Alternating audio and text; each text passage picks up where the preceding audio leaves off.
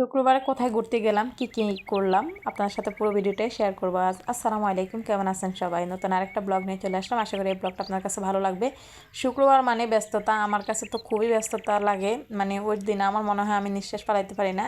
Plus একটা সমস্যা আছে আমার এখানে। আমি সকালবেলা ওঠার পরে আমি কি করে একটু লেট করে ঘুম থেকে উঠি, নামাজটা পড়ে শুয়ে থাকি। তো যার কারণে আর ঘুম থেকে উঠতে উঠতে 9টা বাজে। তারপরে আবার নাস্তা করা প্লাস বাচ্চারা আছে, এগুলো করতে করতে রান্না করতে যাইতে অনেকটা সময় লেগে যায়।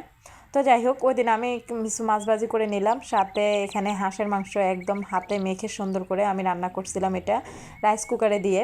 আর রাইস কুকারে দিয়ে যদি এটা রান্না করি আমার কাছে মনে হয় যে এটা সফট হয় বেশি। আর এটা ছিল রাজহাঁসের মাংস, কালারটা দেখতে পাচ্ছেন কতটা সুন্দর আসছে। সাথে আরও অনেক আইটেম ছিল, তো সেটা তো দেখতে পাচ্ছেন। এরপরে আমরা খাওয়া দাওয়ার পরে একটু বের হলাম, ভাবলাম যে একটু বাইতুল মোকাররমের কাছে যাব। তো যেই কথা সেই কাজ, সিএনজি নিয়ে চলে গেলাম। ওই দিন আসলে অনেক জ্যাম ছিল, মানে এই জায়গা যেতে মানে যত কম সময় লাগতো সেখানে ডাবল ডাবল সময় লাগছে। তো যাই হোক, তারপরেও কষ্ট করে গেলাম। সিএনজি নেওয়াতে ফ্লাইওভার উপর দিয়ে গেছি, তো আর অত বেশি সমস্যা লাগে না। আসার সময় অত ঝামেলা ছিল না, যাওয়ার সময় অবশ্যই ঝামেলা ছিল বেশি। আর দেখতে পাচ্ছেন বাইতুল মোকাররমের সামনে বিভিন্ন জাতের জিনিস আছে, আমার কাছে তো অনেক ভালো লাগছে। এখানে চিরুনিগুলোর দাম কিন্তু অনেক দাম আমার মনে হয়। তারপরেও মার্কেটিং করা হয়তো আপনারা নিতে পারেন। তো আমি চাইছিলাম যে এটা আমার মন মতো হয় না, দাম বেশি চাইছিল। আর আমার ঘরে এমনি অলরেডি 3টা চিরুনি আছে আমার ননদ বিদেশ যাওয়ার আগে, তো আমাকে একটা চিরুনি কিনে দিয়ে গেছিলো।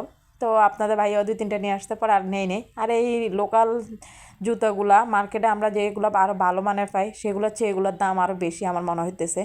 তো বিভিন্ন জিনিস আছে, অনেক দাম কমও আছে, ওগুলো চাইলে মার্কেটিং করে নেওয়া যায়। আর বাচ্চাদের অনেক অনেক খেলনা আছে।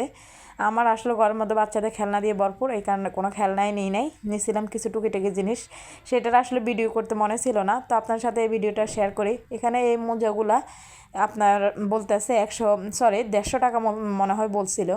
আর আমি এরকম সেম একটা 60টা মোজা মনে হয় এখানে 2 ডজন ছিল, এরকম মোজা নিয়েছিলাম 60 টাকা নিয়ে।